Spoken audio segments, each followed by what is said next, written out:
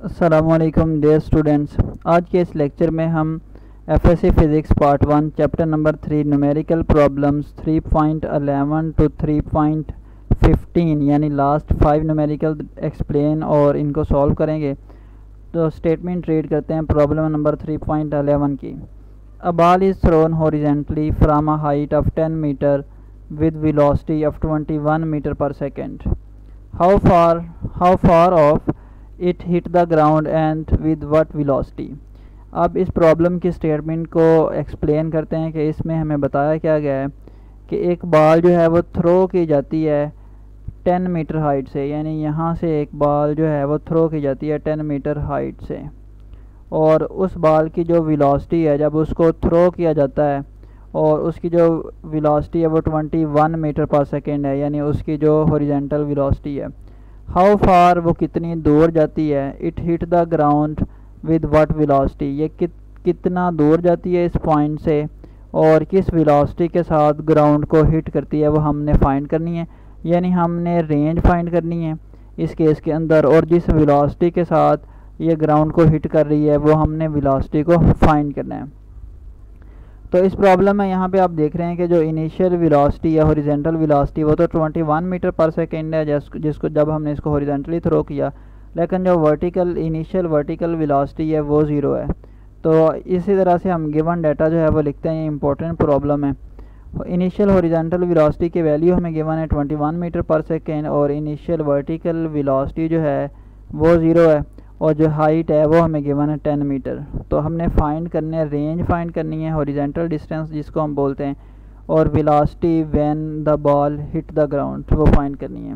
तो सॉल्यूशन में हम वो फार्मूला यूज़ करेंगे जो कि हमने प्रोजेक्टाइल मोशन के लिए डिस्कस किए थे, और प्रोजेक्टाइल मोशन की जो फर्स्ट 2 इक्वेशंस हैं उनको यूज़ करते हुए हम ये जो अननोन क्वांटिटीज़ हैं इनको फाइंड करेंगे।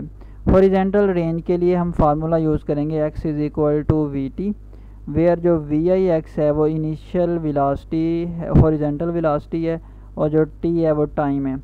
और अब हम इस इक्वेशन में देखें कि हमें जो इनिशियल हॉरिजॉन्टल वेलोसिटी है वो तो गिवन है, बट जो टाइम है वो गिवन नहीं है। तो टाइम के लिए हम इक्वेशन ऑफ मोशन यूज़ करेंगे और इसकी मॉडिफाई फॉर्म जो है वो कुछ इस तरह से आ जाएगी, y is equal to v i t plus 1/2 half g t square plus half g t square. ये हमने प्रोजेक्टाइल मोशन के जो सेकंड इक्वेशन है वहाँ पे हमने इसको मॉडिफाई किया था। तो इस इक्वेशन को यूज़ करते हैं। तो जो वी आई वाई है यानी initial component of vertical velocity वो 0 है, तो इसको सब्स्टिट्यूशन करें इन वैल्यूज़ को जो, और हाइट है वर्टिकल डिस्टेंस जो कि हमें गिवन है वो 10 मीटर है।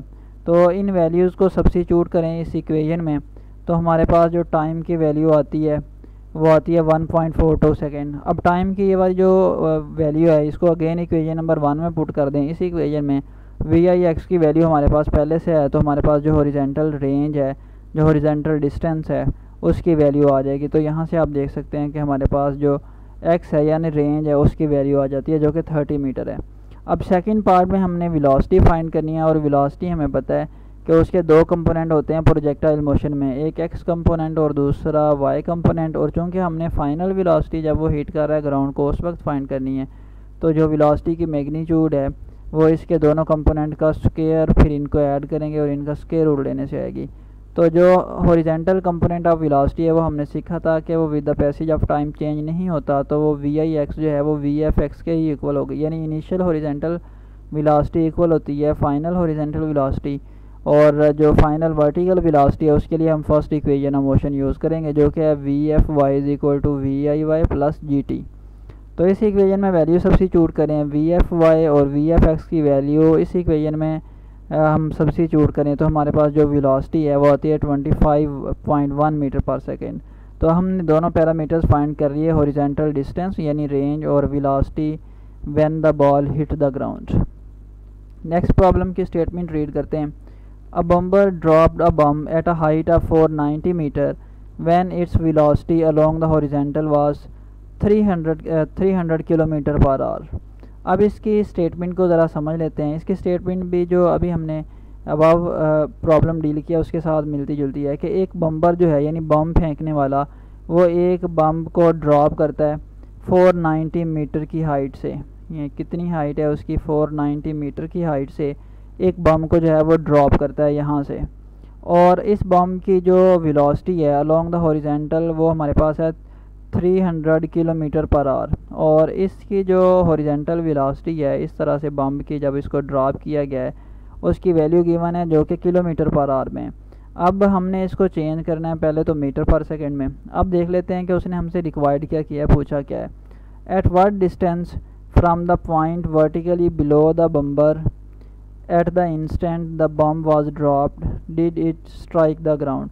यानी फर्स्ट केस में उसने हमसे डिस्टेंस पूछा है कि किस डिस्टेंस के ऊपर जहाँ से उस बम्बर ने इस बम को ड्रॉप किया उससे वर्टिकली बिलो जो है at the instant the बम्बर was drop did it strike the ground, कि वो जो डिस्टेंस है वो हमने फाइंड करना है। और how long was it in air, और हमने डिस्टेंस जो है उसको फाइंड करना है कि जो हमारे पास डिस्टेंस है उसकी वैल्यू क्या होगी। तो हमने दो पैरामीटर्स फाइंड करने हैं यहाँ पे, एक जो है वो हमने हॉरिजेंटल डिस्टेंस फाइंड करना है और दूसरा जो है वो हमने टाइम इन एयर यानी टाइम फाइंड करना है कि कितनी देर के लिए वो एयर में रहेगा। इसकी स्टेटमेंट को वंस अगेन समझ लेते हैं कि 490 मीटर की हाइट से एक बम को ड्रॉप किया गया।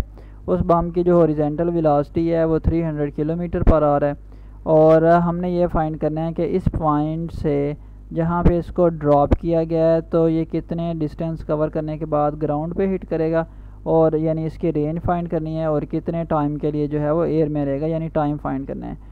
तो वंस अगेन वही टू इक्वेशन जो कि अभी हमने पढ़ी हैं, x is equal to v i x into t problem number 3.11 के लिए उनको यूज़ करेंगे। उनको यूज़ करते हुए हम सेम फुटिंग पे जो है वो हॉरिजेंटल रेंज और टाइम की वैल्यू फाइंड कर सकते हैं। नेक्स्ट प्रॉब्लम देखते हैं। ये वेरी इंपॉर्टेंट प्रॉब्लम है, अक्सर एग्ज़ाम में आता है, इसको स्टेरिक मार्क कर लें, वेरी इंपॉर्टेंट।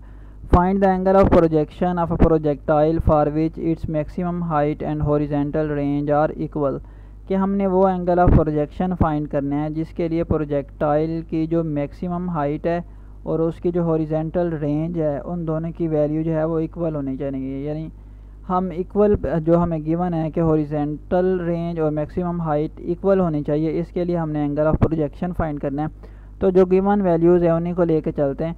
हमें पता है जो हॉरिजेंटल रेंज का फार्मूला है वो r is equal to v i square sine 2 theta over g, और जो मैक्सिमम हाइट है उसका फार्मूला ये आता है v i square sine square theta over 2 g. Problem में हमें गिवन है कि r यानी रेंज जो है वो मैक्सिमम हाइट के इक्वल है रखनी है हमने, तो इन दोनों को इक्वल करें तो यहाँ पे जो कॉमन फैक्टर होंगे वो कैंसिल आउट हो जाएंगे।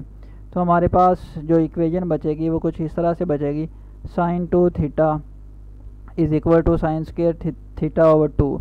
अब आपने मैथमेटिक्स में एक फार्मूला पढ़ा है sine 2 theta is equal to 2 sine theta cos theta. अब साइन 2 थीटा की वैल्यू यहाँ पे सब्स्टिट्यूट करते हैं तो यहाँ से एक साइन जो है वो इसकी पावर के साथ कैंसिल हो जाएगा, और हमारे पास जो फार्मूला है वो कुछ इस तरह से बन जाएगा 2 cos theta is equal to sine theta over 2, या इसको क्रॉस मल्टीप्लाई करवाएं तो हमारे पास जो 2 इंटू 2 इक्वल आता है sign theta over cos theta के। अब sign theta over cos theta आपको पता है टेन थीटा के इक्वल होता है और 2 टू द 4, और हमने तो angle of projection in theta find करना है तो थीटा आएगा टेन इनवर्स 4, और इसकी वैल्यू अगर आप कैलकुलेटर से फाइंड करें तो वो अप्रोक्सीमेटली 76 डिग्री आती है। ये वेरी इंपॉर्टेंट प्रॉब्लम्स है, इसको आपने अच्छे से इसकी प्रैक्टिस करनी है। नेक्स्ट प्रॉब्लम देखते हैं 3.14, ये भी इम्पोर्टेंट प्रॉब्लम है।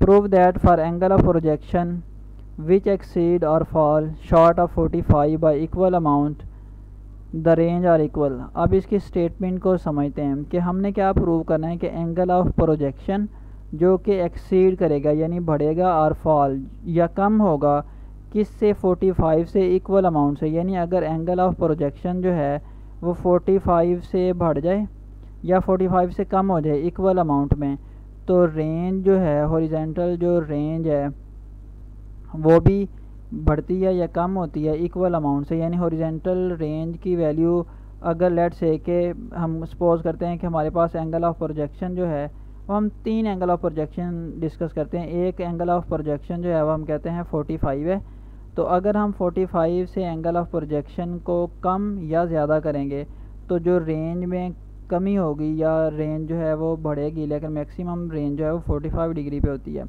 तो जो रेंज की वैल्यू में चेंज आएगा वो सेम होगा। तो यहाँ पे हम कंसीडर करते हैं कि लेट से ये जो एंगल है, ये एंगल ऑफ प्रोजेक्शन जो है वो 45 है, और इस 45 से अगर हम एंगल ऑफ प्रोजेक्शन कर दें 60, यानी इसको 15 डिग्री बढ़ा दें, या फिर इसको 15 डिग्री कम कर दें 45 से, तो 15 डिग्री कम करें इसको 45 से तो 30 आता है, और 15 डिग्री ज़्यादा करें तो हमारे पास 60 आता है।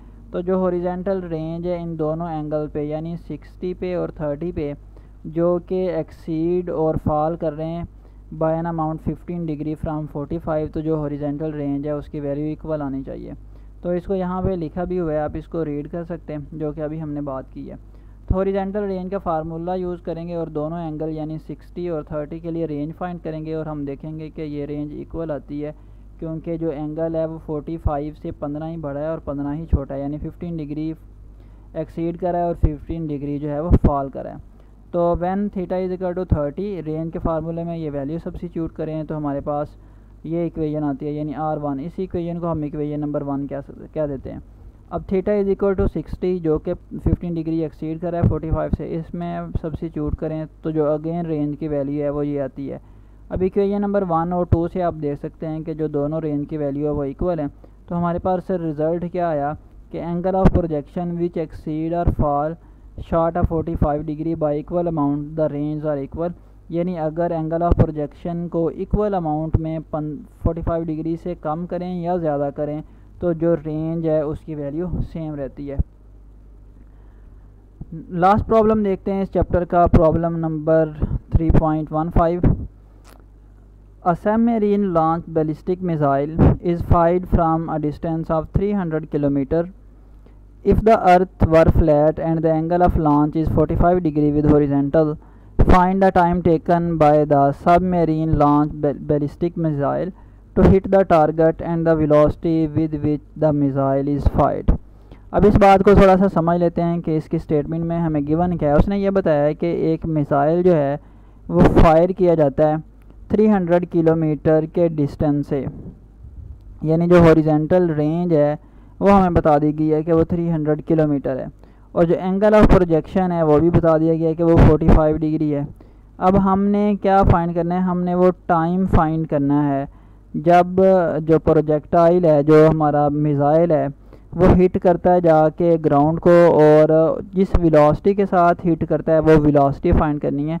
तो बेसिकली हमने यहाँ पे दो पैरामीटर फाइंड करने हैं, तो time taken by missile to hit the ground और वेलोसिटी ऑफ द मिसाइल, कि जब वो जो मिसाइल है वो ग्राउंड को हिट करेगा, जब हमने वेलोसिटी फाइंड करनी है with which the missile is fired, कि जब मिसाइल को फायर किया जाता है तो उस वक्त उसकी जो वेलोसिटी है वो हमने फाइंड करनी है कि उसकी वेलोसिटी क्या होगी। तो दो पैरामीटर, टाइम फाइंड करना है जब वो ग्राउंड को हिट करेगा, और वेलोसिटी, इनिशियल वेलोसिटी जब उसको फायर किया जाता है उसको फाइंड करना है। For velocity of the missile हम रेंज वाला रिलेशन यूज़ करते हैं, तो यहाँ से जो इनिशियल वेलोसिटी है उसको सब्जेक्ट बनाते हैं और वैल्यू सब्स्टिट्यूट करते हैं, और सब्स्टिट्यूशन के बाद हमारे पास जो इनिशियल वेलोसिटी है उसकी वैल्यू ये आ जाती है मीटर पर सेकेंड में, और किलोमीटर पर सेकेंड में कन्वर्ट करें तो ये वैल्यू आती है। टाइम के बाद हम ये टाइम के लिए ये रिलेशन यूज़ करते हैं, time of the projectile, so T is equal to 2vi sine theta over g. इसमें सारे जो क्वांटिटीज़ हैं वो नॉन है राइट साइड पे, तो वैल्यू सब्स्टिट्यूट करते हैं, तो हमारे पास जो रिज़ल्ट है वो ये आ जाता है कि टाइम जो है वो 13 मिनट है, और जो वेलोसिटी ऑफ द मिसाइल है जब उसको फायर किया जाता है वो 5.42 किलोमीटर पर सेकेंड है। तो इसके साथ ही आपका चैप्टर नंबर 3 जो है वो कंप्लीट हुआ। नेक्स्ट वीडियो में इंशाल्लाह जो आपकी बुक का नेक्स्ट चैप्टर है, चैप्टर नंबर 4, उसको स्टार्ट करेंगे। Thank you.